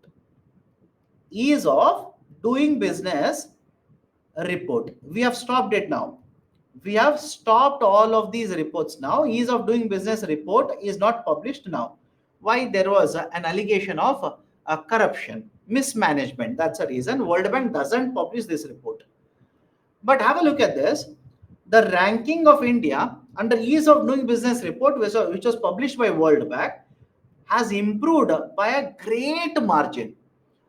In 2014, India's ranking was 142nd, and 22nd, that is 2022, the last report when it was published, India's ranking was 63rd. In fact, Government of India was basically stated that the target for Government of India is that India's ranking in the ease of doing business report should be in the top 50. That was the target that we had set up. But in this year or from the last year, they have stopped publication of this report. So don't worry. Second, we have attracted a lot of FDI also. FDI stands for foreign direct investment. We have been able to attract a lot of FDI. Between 2005 to 2014, FDI inflow was 2.2 percentage of GDP. Between 2015 to 2022, FDI inflow has been 2.6 percentage of GDP, which means the FDI inflow after the implementation of Make in India has increased, has more than doubled into India. FDI inflow was $45 billion in financial year 15, has been increasing since then, has been the highest in 2022 at $84 billion. Okay. Service exports also have increased from India. Agriculture exports also have increased from India. Have a look at this. Exports of agriculture sector have reached $50 billion in financial year 2022, and right, basically agriculture sector has been growing very fast, etc. So these are some of the successes which are associated with the initiative of Government of India, that is Make in India. But having said so, there are certain challenges for Make in India. There are certain issues or challenges associated with Make in India. First one, land acquisition even today is very difficult in India. Is it okay? I'll repeat the statement. Land acquisition, even today, is very difficult in India. It is not easy to acquire land. You want to understand, right? With any example, please read about what has happened to land acquisition issue for a bullet train project. Read it, you will understand. Bullet train project is facing land acquisition problem, right? Many projects which have been proposed, they have been delayed, they have been cancelled, they have been restructured in India mainly because of issue of land acquisition. I'll give you one more example. Couple of months ago, there was one project announced in Kerala, Silver Line project. Correct? Have you come across that in the newspapers? Silver Line project, where there was a lot of opposition for acquisition of the land. Even that particular project was shelved by the government. So acquisition of land is not very easy in India. So you want to promote manufacturing, acquisition should be made easier. It is difficult in India. Second, though government of India has taken a lot of initiatives, especially in the last 1 decade, even today, skilled labor availability in India is very, very low. As per economic survey, somewhere around 11 to 12% of the total labor, right, working population in India is skilled in India. Is it okay? Around 11 to 12% of the labor in India is actually skilled. In other countries, it is 70%, 96%. In China, it is more than 30, 25%, etc. Which means skilled labor availability should be increased in India. Third, we need to promote investment in research and development, investment in acquiring latest technology, etc. And we also need to ensure MSME sector will perform very well in India for a very simple reason. The number of MSME units is very high. MSMEs have created lot of jobs, employs lot of people in India. Hence, we should also ensure that MSME sector will continue to perform well. So these are some of the challenging areas associated with the Make in India initiative. So a question on this: success of Make in India is a key to promote self-reliance or Atmanirbharta in India. In this context, to discuss the impact of Make in India, also the issues related to Make in India. Okay, done. The last article for the day. The last article for the day. Okay, direct tax reforms which appeared in Yojana magazine. Now, before I go forward, any issues? What is the impact? We have discussed impact of Make in India in terms of attracting investments in India. That is foreign direct investments. The amount of foreign direct investments, right, from 2015 to 2022 is around 2.6 percentage of GDP, and before that it was around 1.2 percentage of GDP, which means with implementation of Make in India, we have attracted more and more investments into India. Second one is exports, right? The service exports from India has increased, and right, the agriculture exports from India also has increased. And when talking about service exports, etc., Make in India covers around 27 sectors. Is it okay? Make in India covers around 27 sectors, including manufacturing as well as the services sectors. And there was one question asked by the students: why do we generally target manufacturing in India? Why do we generally target manufacturing? The reason is very simple. Service sector contributes more than 50% to the GDP of India. All of you agree with me? Service sector contributes more than 50% to the GDP of India, which means it is very much saturated. Whereas on the other side, manufacturing sector or industries account for around 20% plus. So there is a huge potential to promote manufacturing sector in India. That is a precise reason. That's a precise reason. Okay. Okay. So does PLI includes existed companies? What do you mean by existed companies? If you mean to ask me, is it applicable to the companies which were there even before PLI? Answer is yes. Answer is simply yes. Okay. What reforms covered under the state level reforms? For example, many state governments are trying to make it easier to acquire land, because please remember, land reforms will come mainly under the state government. Many state governments are promoting development of infrastructure such as highways, right? Many state governments are making it easier by relaxing labor laws, right? So many reforms are being implemented even at the state government level. Okay. Next, direct tax reforms, Yojana, right? Last article for the day, direct tax reforms, article from Yojana. Now, first and foremost, those who are asking what do you mean by direct tax, please understand. Whenever you talk about taxes, generally the taxes are divided into two types. One is a direct tax, second one is an indirect tax.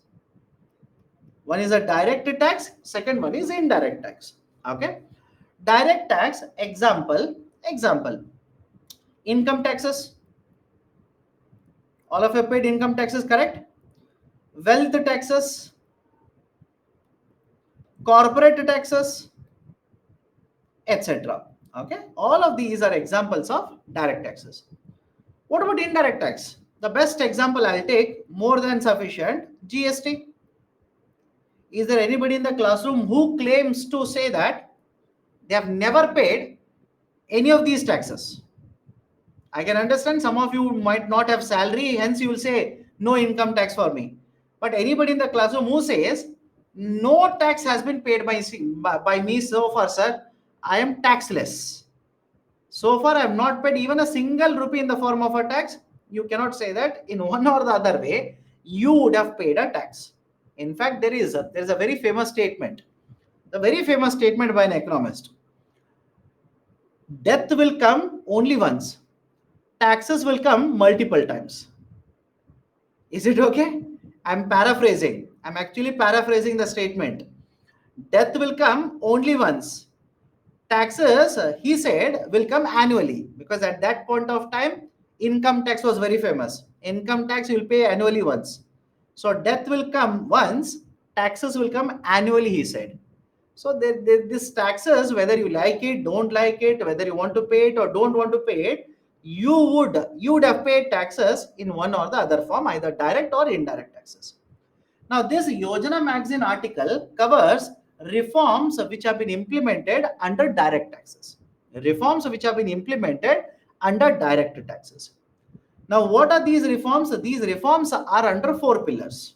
Okay, these reforms are there under four pillars. Right? What are these four pillars? One, we are removing exemption or deduction and reducing tax rates. Second one, we are widening and deepening tax base through various measures.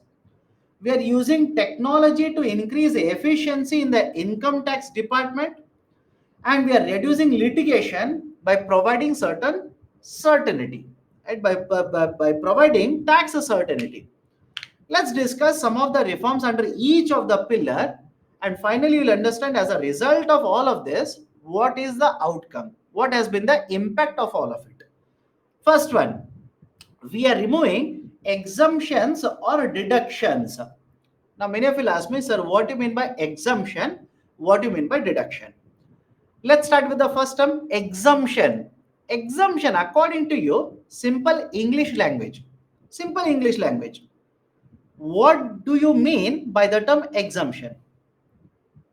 What do you mean by exemption? Exemption means you will not be included, you will be excluded. That is exemption. All of you will understand this? Very simple language. You will not be included, it will be excluded. That is called as exemption. Now, in case of taxation, what is the use of exemption? For example, imagine you have earned income from agriculture sector. You have earned income from agriculture sector. Let's say your total income is 20 lakh rupees in this year. Your total income is 20 lakh rupees. Out of this 20 lakh rupees, let's say 8 lakh rupees is from agriculture sector. It is a source of your income. Government of India says this income will be exempted. All of you understand the term exempted now? This income will be exempted, which means when I'm calculating income taxes for you, I will not include this 8 lakh rupees for calculation. Can I now say from 20 lakh rupees for calculation of income tax, your income will fall down to 12 lakh rupees. All of you okay with this? From 20 lakh rupees for calculation of income, exclude this 8 lakh, exempted. So you will get 12 lakh rupees. Now what is this deduction? Second one is deduction. What is this deduction? Right? Look at the term deduction. Deduction means reducing. Correct? Deduction means reducing. Now Government of India also says, if you invest in the market, if you invest in certain securities in the market, if you make certain types of investments, expenditures in the market, you don't have to pay income tax on such expenditures. For example, sir, any example of it? Out of this 12 lakh rupee income, you would have used some of it to pay housing loan installment. Correct? All of you will agree with me? Some of it you could have used to pay housing loan EMI. So government says annually up to certain limit, you can deduct that amount that you have paid, 2 lakh rupees, you can deduct that amount. I will not impose and collect income tax on this. Which means further it will fall down from 12 lakh rupees to 10 lakh rupees. Done? Right? So this is basically the idea of an exemption or deductions. Now what has the Government of India done? Two very important reforms. In case of individual income taxes, right, such as you and me who will pay income taxes, Government of India has introduced a new taxation system. Understand this carefully. In case of individual income taxes, Government of India has introduced a new income taxation system. And again, it is not compulsion that you will have to choose the second one or the first one. It is entirely left to you. You can use the old tax regime or you can use the new tax regime. But what is the basic difference? Government says if you use the old tax regime, right, you can claim deductions, you can claim exemptions. Is it okay? If you use the old tax regime, you can claim exemptions, you can claim deductions. But if you're using the new tax regime, you will not be allowed to claim any deduction, you will not be allowed to claim any exemption. Any problem with this? Please do let me know. I'll go forward now. Right? Any problem with this? Right? Two of you are asking why three tax regimes? My dear, this is the original proposal, but this new tax regime was actually revised. This is old tax regime where you can claim exemption and deduction. Then this was implemented. This has been revised. So this is not applicable now. This is applicable. This is applicable as well as this. And the argument of Government of India is very simple. Government of India says there will be certain people who do not have any investments, who do not have any exemptions to claim. Why should they be included? And let's say if their income will fall between, right, let's say 5 to 10 lakh, they will end up paying 20% income tax. Think of it. Imagine your income is, I'll take a simple number. Imagine your income is 6 lakh rupees. As per, understand this, as per the old tax regime, what is the income tax rate you will have to pay? What is the income tax rate you will have to pay? You will end up paying 20% income tax rate. But Government of India says you are not claiming any deduction. You are not claiming any exemption. Why should you pay higher rate of income tax? Rather than that, you choose this. You basically choose the new tax regime. If you choose the new tax regime, now tell me, anyways you are not claiming any deduction, what will be your income tax rate now? Don't you think your income tax rate will fall down to 10%? Is it beneficial to you people or those who do not have any deduction, any exemption? Of course, yes. So that is beneficial to them. Those who want to claim, right, the deductions, exemptions, etc., stick to the old tax regime. That is one. Second important reform is Government of India, for some of the companies, again, same logic. Those who do not have any deduction, any exemptions to claim, has reduced the corporate tax rate to 22%, including cess and surcharges, it will become 25.17%. Is it okay? I'll repeat it again. Earlier, the corporate tax rate in case of India was 30%. It was reduced to 25%. Now, Government of India says those companies which do not have any exemptions to claim, any deduction to claim, they can pay a rate of 22%. But including cess and surcharge, this will become 25.17%. So corporate tax rates also have been reduced, right? That will be beneficial for companies. That will be very important for companies. So second pillar, widening and deepening tax base. Widening and deepening the tax base. Now many of you will ask me, what do you mean by widening as well as deepening? I'll give a very simple example. Widening means you will bring more people, more companies, more assets under taxation. All of you will agree? I'll repeat the statement. What do you mean by widening of the tax base? Widening means you will bring more people, more companies, more assets, etc. under taxation bracket. Widening means more, right, objects are under taxation. What is the deepening of taxation? Deepening means you will increase the tax rate to collect more taxes. That is called as a deepening of taxation base. Now, I'll give you two reforms here. One is black money, undisclosed foreign income and assets, Imposition of Tax Act.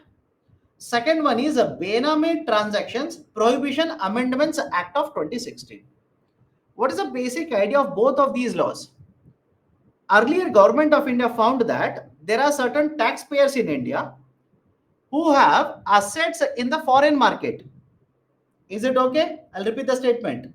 Government of India found that who have assets in the foreign market, they are not disclosing their assets and they are not paying taxes in India.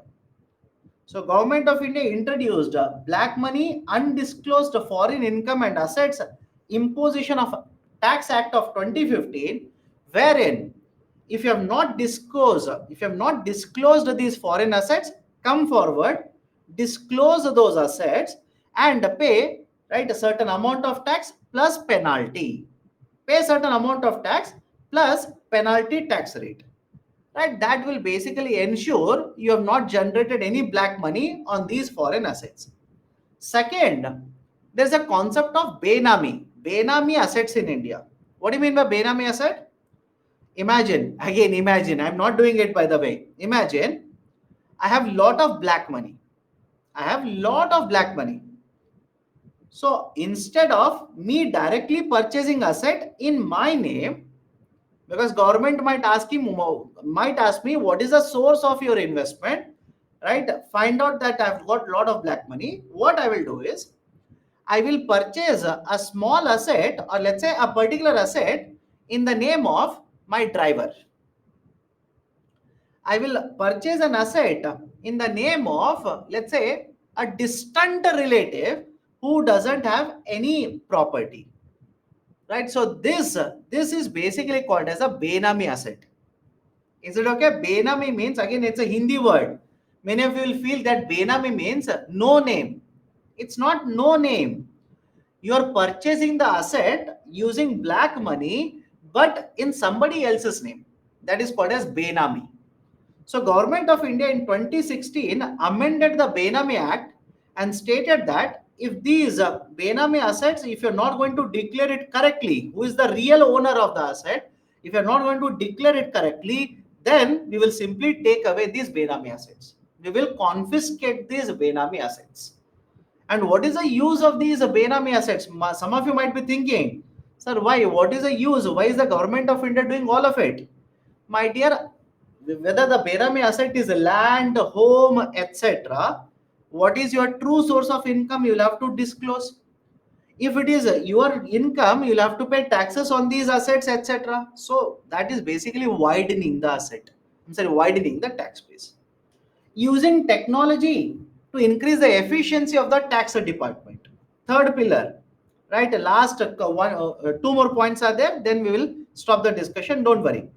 Using technology to increase efficiency in the tax department. For example, those who have filed income tax returns this year, please tell me, did you file your income tax returns online or you had to go to the income tax department physically and fill in the documents in the office? Right? Those who have filed, and those who say, sir, I don't know, please ask someone. Right? There will be somebody in your vicinity who has filed income tax returns very recently, by the way. 31st of July was the last date. Income tax returns has been made online now. Right? It has been made online. You will have to file all the documents, submit all the documents, etc. Everything has to be done online. But earlier it was not like this. Earlier, physically, the documents were supposed to be sent to the income tax department. Right? So now to make it easier, we are using technology, everything, right? Filing of the returns, getting refunds. Many of you, I'm pretty sure those who have filed online would have got certain refunds from the government. I'm sorry, tax department, right? So filing of the refunds, getting the refunds, filing the returns, right? If there is anything or any additional document, etc., everything has been done online. In fact, please understand, we have also implemented a system called as faceless assessment. Faceless assessment simply means the tax official as well as the taxpayer, right? Basically, they don't have to come into contact. All the process will be done online. You will file your documents online. The tax officials will check these documents through the system only. If they have a notice to send to you, right? They feel that they have an argument that you are paying lesser taxes, they will send a tax notice. That is also done online. So every system has been made faceless now. Faceless simply means physical contact is not there. All of it will be done online through technology. Right? That is introduction of technology.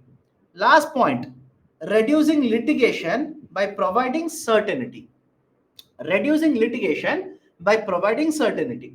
How? I'll give a very simple example. There is this idea which has been implemented in India called as advanced pricing agreement. In India, this is there, advanced pricing agreement. What do you mean by advanced pricing agreement?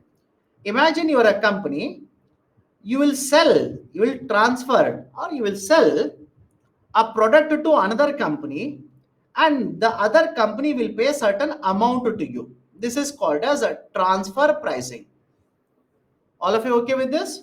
I'll repeat it again. What is transfer pricing? One company will transfer good or a service to another company and will receive payment. That is called as a transfer pricing. Now there is generally a concern. There is a concern that transfer pricing can be misused by the companies to avoid taxes to the government. Is it okay? I'll repeat it again. There is a concern that transfer pricing can be misused by the companies to pay lesser taxes to the government to avoid taxes to the government. Government of India says in order to address this, because whenever there is an allegation or there is a concern like this, tax department will send a notice to both the companies, ask for details, send a tax notice, send a tax demand notice.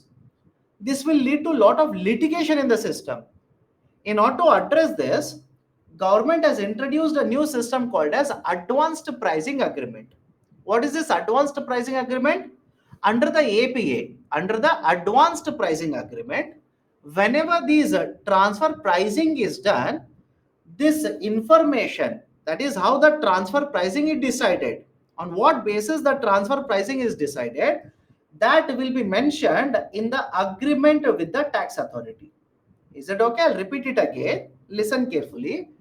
This is an agreement between the company and the tax official or tax authority, wherein the company which is selling the product, that is a transfer pricing, the company will provide information for clarity from the tax authorities, will provide information as to at what price they are selling the product. so that the tax officials or the tax department will look into the pricing. Either they will say, okay, this is not going to lead to tax avoidance, or it is going to lead to a lot of tax avoidance, etc. That clarity is given by the tax authority. This is called as an advanced pricing agreement. Last year, there have been more than 90 advanced pricing agreement between the tax department in India and the taxpayers in India. So they are trying to reduce the litigation through these kind of measures. So these are the four pillars. Now, finally, as a result of these reforms, as a result of all of these reforms, what has been the impact? The impact has been that the amount of taxes collected, I repeat, the amount of taxes collected in India, they are growing at a very, very faster pace. There's a term called as tax buoyancy here. Please understand this. Tax buoyancy simply means the percentage growth in the taxes divided by percentage growth in the GDP. What is the tax buoyancy? Percentage growth in the taxes collected divided by percentage growth in the GDP. Let me give a very simple example. Let's say between financial year 22 and financial year 23, let's assume the amount of taxes collected have increased from 500 crore rupees to 600 crore, from 500 crore to 600 crore. And the GDP, I'll just throw arbitrary number just to make you understand. Let's say has increased from 1500 crore to, let's say, 2100 crore. Okay, just the basic idea. Now, can I say tax collection has increased by 20%? And GDP, right? GDP has increased by how much? GDP has increased by 40%. Correct? Anybody has a problem with C-side numbers here? Taxes collection has increased by 20%. GDP has increased by 40%. Substitute now. Numerator will be 20%. Denominator will be 40%. So cancel, right? Can I say the tax buoyancy is 0.5? Is it okay? Can I say tax buoyancy is nothing but 0.5? But what is the inference? What is the importance of this? How do you understand it? The meaning of the tax buoyancy is if the GDP will increase by 1%, as a result of this, the taxes collected have increased by how much percent? Is it okay? I'll repeat it again. Tax buoyancy simply means if the GDP is increasing by 1%, as a result of this, the tax collection has increased by how much percentage? That is called as a tax buoyancy. And just remember this, higher the tax buoyancy, it indicates that tax collection is efficient. Is it okay? I'll repeat it again. Higher the tax buoyancy, it simply indicates that the tax revenue generation for the government has been efficient. The revenue collection for the government is increasing at a very good pace. That is considered good. Now, as a result of all of these tax reforms, the magazine says the tax buoyancy for the direct taxes has been more than 1, which means the direct tax revenue collection has been increasing by more than 1% compared to GDP growth rate of 1%. Right? So that is a meaning, which means revenue collections have been much, much better. Okay. Finally, the question here, discuss the reforms undertaken by the government to improve the direct tax buoyancy. To improve the direct tax buoyancy. Okay. Right. So this is basically the 6 articles that I wanted to discuss with you people today. Right now, if you have any questions, please do let me know. Any questions, please do let me know. Otherwise, we will wind up the discussion. Any questions? Can the buoyancy be greater than 2? It can be, but please understand, right? Buoyancy depends on how much is your revenue increase. All of you can understand my point here?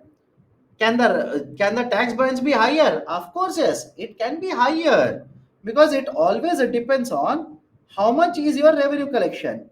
How much is your revenue collection? If your revenue collection increases by a very, very faster percentage, right? Of course, yes, tax buoyancy can also be higher. Okay. Sir, is online taxation a result of COVID effect? Again, the reforms the government was Considering it implemented, that is faceless appeal, faceless assessment was implemented during the times of pandemic only. Okay. In the last question, does mention tax buoyancy in introduction? What was the question? Discuss the reforms undertaken by the government to improve direct taxes. No. Direct tax buoyancy? Yes, you can discuss that. Okay.